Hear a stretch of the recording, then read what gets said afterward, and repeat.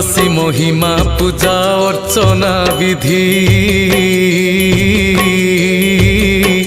भक्ति रे पूजिले हुए साधना सिद्धि। संध्यारे नीति उठे आकाश दीप पितृपुरुषंक पाई भक्ति संकल्प। पंचुकरे हुए पुणी शरत रास राधा कृष्णंकर लीला अमृत रस। विष्णु मंदिर मानके ए लीला हुए भक्ति रसे भक्तंक मन को मोहे। ए मास सारा घरे पसेनी